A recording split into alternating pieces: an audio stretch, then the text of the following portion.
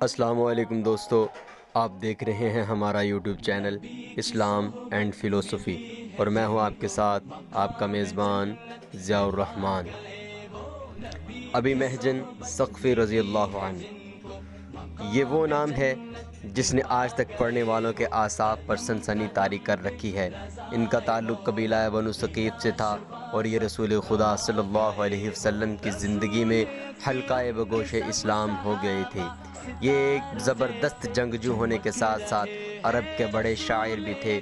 جب مسلمانوں اور ایرانی لشکر کے درمیان گھمسان کا رن پڑا تو وہ بھی اس معرکے میں شریک تھے۔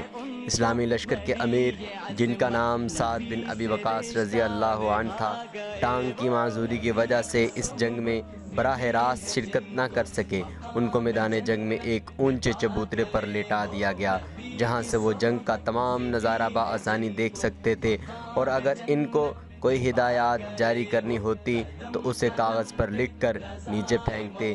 ان ہدایات کے مطابق صحابہ کرام رضی اللہ عنہم اپنی جنگی حکمت عملی ترتیب دیتے۔ قادسیہ کی جنگ میں یہودی در پردہ اپنی زمین دوز کارروائیوں کے ذریعے ایرانی لشکر کی مدد کر رہے تھے۔ جنگ شروع ہونے سے 2-4 دن پہلے مجاہدین کے بیس میں ان کے لشکر میں جا گھسے اور یہ پروپیگنڈا شروع کر دیا کہ سعد بن ابی وقاص رضی اللہ عنہ اپنی خراب طبیعت کا بہانہ بنا کر دانستہ اس جنگ میں گریز کر رہے ہیں۔ وہ اچھی طرح جانتے ہیں کہ 36,000 پر مشتمل اسلامی لشکر کا 1,20,000 ایرانی فوج سے کوئی مقابلہ ہی نہیں۔ نتیجتاً بہت سے سادہ لوح مجاہدین ان یہودیوں کی باتوں میں آ گئے۔ جب ابو محجن تک یہ اڑتی اڑاتی خبر پہنچی تو انہوں نے فرتے جوش میں آ کر حضرت سعد بن ابی وقاص رضی اللہ عنہ کے خلاف اشعار کہہ ڈالے، جنہوں نے جلتی پر تیل کا کام کیا۔ ان اشعار کا لب لباب یہ تھا: ایک چھوٹا سا دیوانہ وار لشکر کفار کی طاقت سے برسر پیکار ہے، مگر اس لشکر کا قائد محلات کے بالا خانوں پہ کھڑا میدان جنگ کا نظارہ کر رہا ہے۔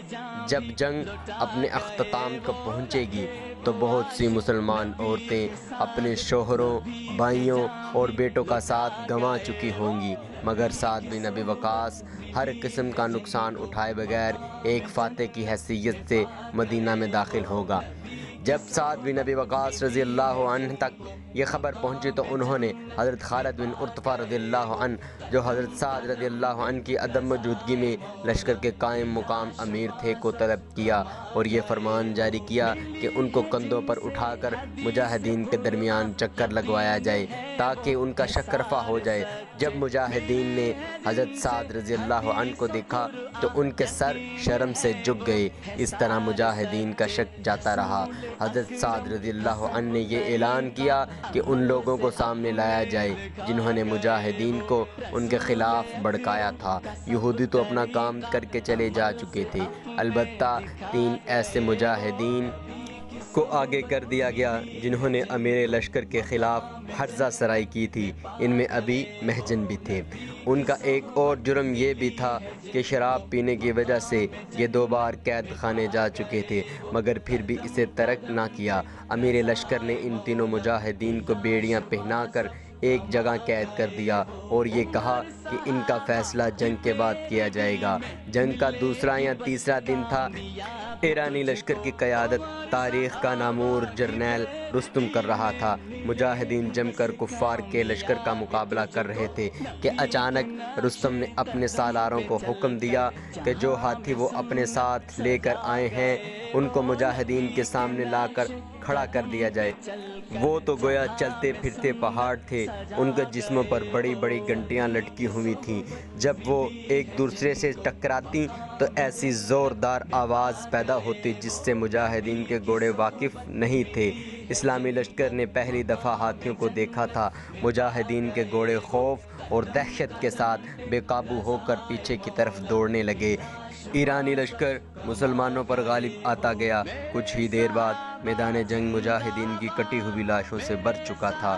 یہ سارا منظر حضرت ابی محجن اپنے پاؤں میں بندھی ہوئی بیڑیوں کے ساتھ دیکھ رہے تھے اور اپنی بے بسی پر گویا ماتم کر رہے تھے کہ وہ میدان جنگ میں ہوتے ہوئے کفار کے لشکر کے ساتھ لڑنے سے قاصر ہیں۔ اسی اثناء میں حضرت سلمہ رضی اللہ عنہ، جو کہ حضرت سعد رضی اللہ تعالی عنہ کی اہلیہ تھیں، ابی محجن کے پاس سے گزریں۔ انہوں نے سلمہ کو روک کر التجا کی کہ مجھے آزاد کر دو، میں وعدہ کرتا ہوں شام ہونے سے پہلے خود کو واپس بیڑیوں میں باندھ دوں گا، مگر سلمہ نے یہ کہہ کر صاف انکار کر دیا کہ وہ امیر لشکر کی حکم عدولی نہیں کر سکتی۔ اس بات کا سننا تھا کہ ابی محجن کے دل کے اندر جلتا ہوا لاوا گویا پھٹ پڑا۔ وہ داڑیں مار مار کر آنسو بہا رہے تھے اور یہ اشعار کہتے جا رہے تھے: ہائے میری بربادی، کفر اور اسلام کی جنگ سامنے ہے اور میں یہاں بیڑیوں میں جکڑا پڑا ہوں۔ اٹھتا ہوں تو یہ بے رحم لوہا مجھے گرا کر بے بس کر دیتا ہے، پکارتا ہوں تو میری صدا چار دیواری سے ٹکرا کر واپس پلٹ آتی ہے۔